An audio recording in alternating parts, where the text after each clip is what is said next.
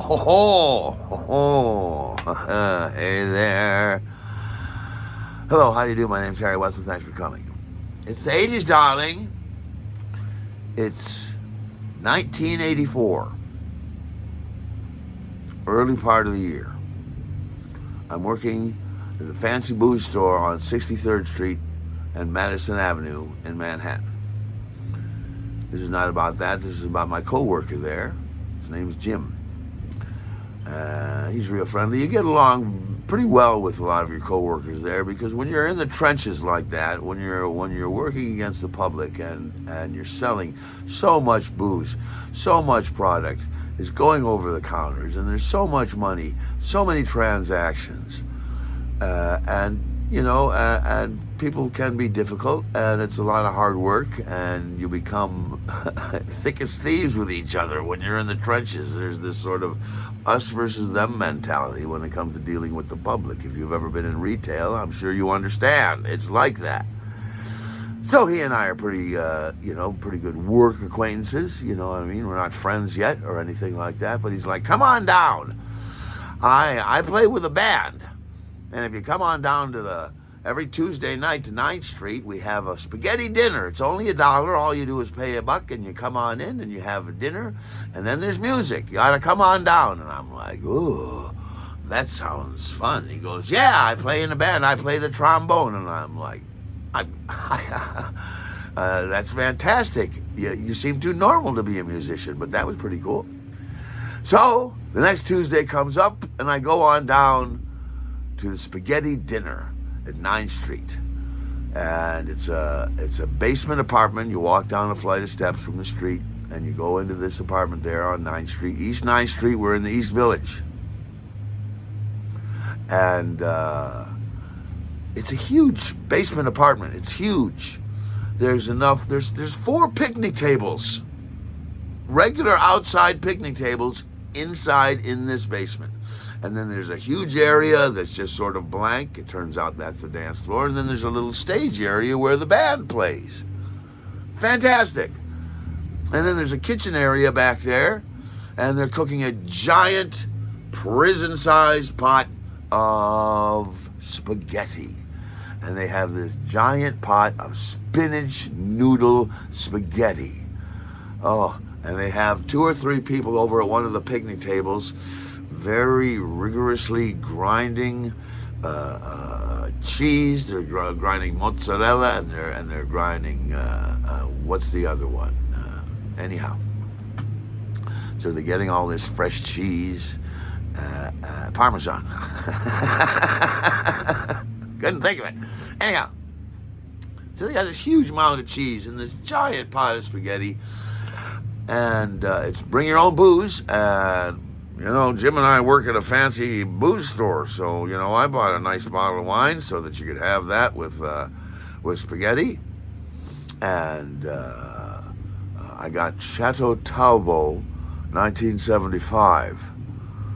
Yes, which wasn't very expensive, and it was a pretty fancy wine for a reasonable price, and I enjoyed that Chateau Talbot very well. Yes, so I took that along. And you sit down, and there's a lot of people who file in here, people of all ages and all colors. It was fantastic.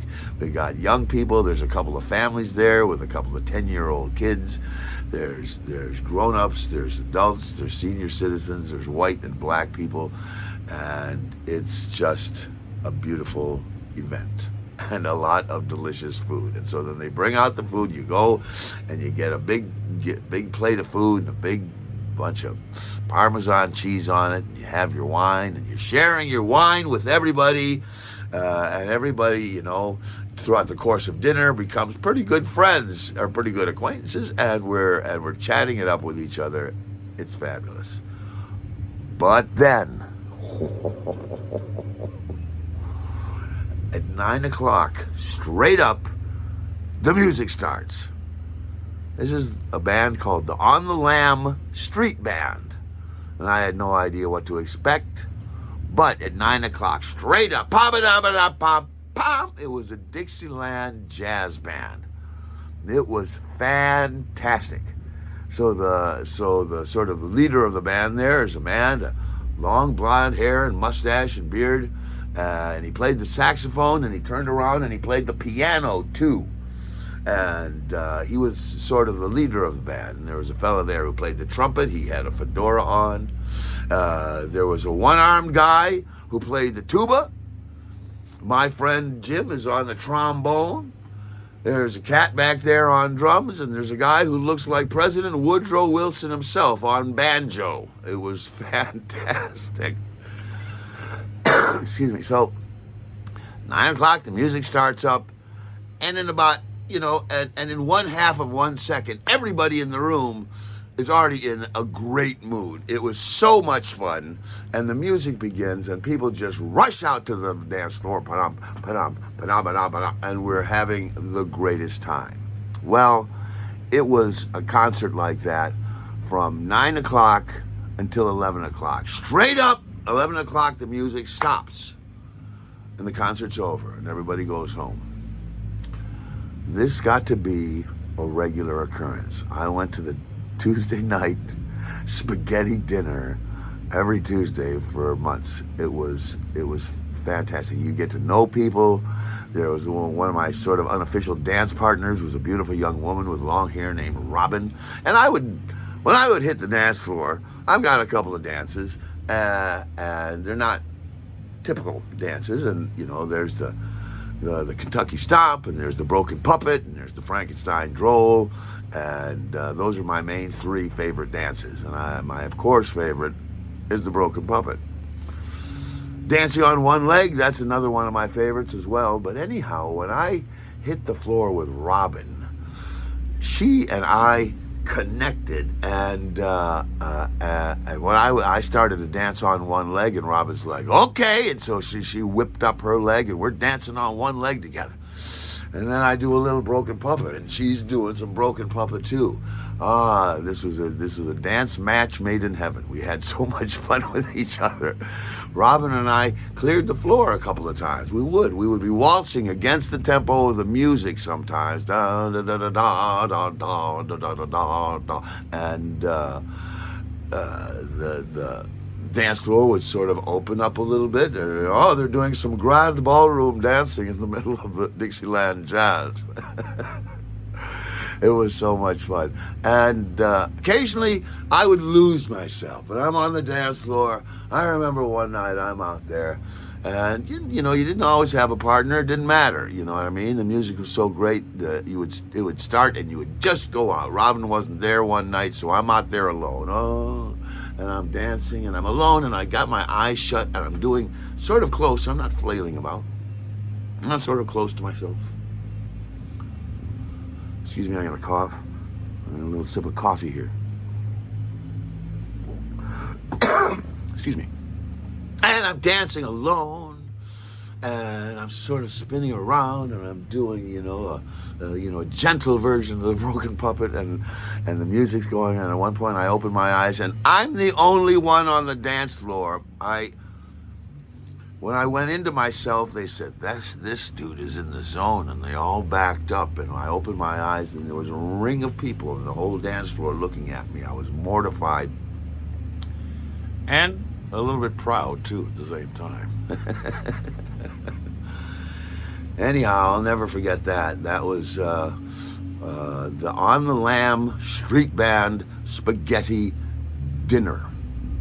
I had many live music occurrences in New York that were unforgettable as well. There was one night later on, this is a couple years later, I'm working at the Winter Garden Theater. This isn't about the Winter Garden, this is about my friend Leonardo and his lovely sweetheart Kathy. And after work one night, he said, we're going to go out and have some fun. So when you work at the Winter Garden, as I mentioned, you have to balance the books before, during, and after the show. And when the show is over, you got to balance the books again. And so everybody's leaving and everybody's left before you finish and put all of the merchandise and your last amount of paperwork away. And the Winter Garden Theater is empty, and even the bartenders have left or are leaving like that. And Leonardo was a bartender. So at around 11 o'clock, when everything's done, Kathy shows up. And it's like, what are we going to do? So me and Leonardo and Kathy say, well, we're going to go downtown. I know there's a bar down there around 14th Street. We should probably take a look at it. We should go to this other bar that I love. It's got these radio initials. It's WRKXOQOK. And they go, okay, let's go to WQXOKOK.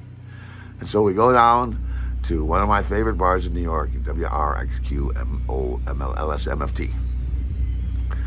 And this is the same bar with that bartender who says, clock, juke, booze. That's what I know. This is that same bartender, that same bar. I love that place. I love that guy. I'm a little frightened of him, but...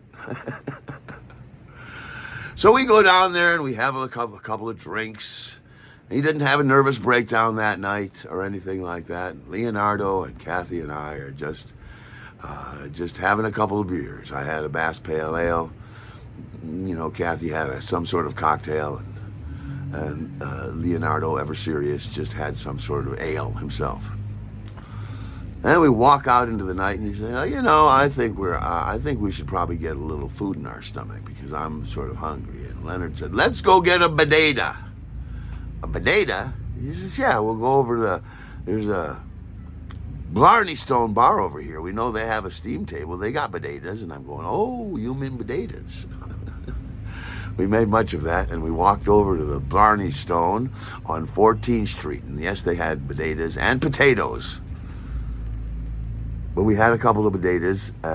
They had this steam table, and they would give you just a plate of boiled potatoes, sort of buttery and with parsley on it. I'm telling you, when you're a drunk and you're in your 20s, something like that in your stomach is worth its weight in gold. And it was delicious, and it's starch, and it sort of bolsters you for the evening ahead. All right, we have our bodegas.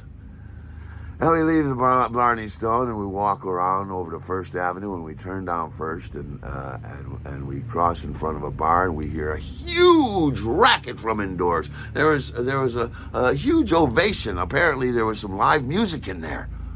Oh, we got to go in there and hear this live music. But we didn't hear any of the music. We just heard the crowd, you know what I mean? And we go in there, and we just heard the ovation from the band's last song in their set. And as soon as we walked into the bar, a place called Dan Lynch's on First Avenue by 14th Street.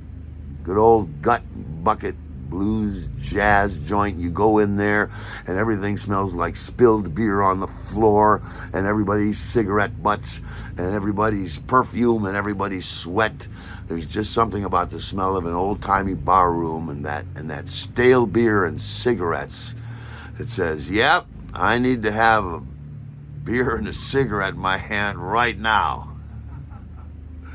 So we go into Dan Lynch's, and you can smoke indoors. It was the 80s awning, and so you could smoke indoors, and we're over there, and we find a place, and there's sort of a rail there, and we have a couple of drinks, and we're talking. And eventually, the band's break is over, and they come back out, and this rail that we're leaning up against is the rail for the singer to lead. It's for the singer. Not to lean on, but, you know, sort of a bulwark against the audience. Yes. And so the band comes out and takes their place, 3 or 4 piece combo. And then this beautiful woman walks out. She is great with child. This beautiful black woman, her name is Luvette Jackson. And she starts to sing. Dear listeners, this was one of the most amazing concerts I've ever been to in my life. You know, and I saw Yoko. This was an amazing concert. This Luvette Jackson would sing and wail and croon and coo, and she would just do everything. And we are right there. She is singing right into our faces. She's singing, for one of the songs she sang, directly into Leonardo's face. One of the other songs, she turns to Kathy, sings directly into Kathy's face, and I'm right there. I can see everything. I can see the sweat You know what I mean? It's just one of the most amazing concerts. She sang this song called "Somebody Call My Father and Tell Him the State That I Am In." Oh my word! It was, it was, it was cosmic, and it was a love fest. Louvette sang for, I don't know, she came out and sang a whole set and then took another break. We waited around and then she came out and she sang one more set. We were there until 2 in the bloody morning. It was amazing. It is. It was one of the greatest concerts I had ever been to. I'll never be able to forget Louvette. I'll never forget the look on Leonardo's face as he stood there and Leonardo, he's my friend. He looks a little bit like a cross between Eastern Bloc science professor and a Vulcan without the pointy ears. Right.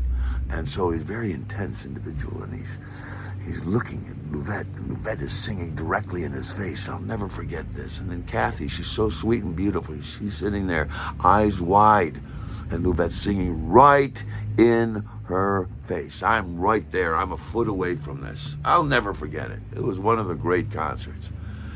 By the end of the concert, everybody in the audience is each other's friend. It's one of those nights, and we file out into the street when the thing's over. You know, you finish your last drink, you put out your last cigarette on the floor, and you go out into the New York night. It's like, well, what is it? And we look, it's around 2:30 or something. You know what I think we need? A jelly donut. And the beautiful thing, one of the beautiful things about New York is, if you're hungry for it, no matter what time of day it is or night, you can find it. Or something just like it. We roamed around, we found a donut shop, an all-night bakery donut shop, and it's like, I want to have a jelly donut after watching Louvette Jackson. You know, some of these nights, some of these drunk nights wind up as a series of bleeding and screaming or horrible things like that. But some of these drunk nights turn out to be nights that you'll never forget for the right reasons, for the beautiful reasons, for the fun reasons.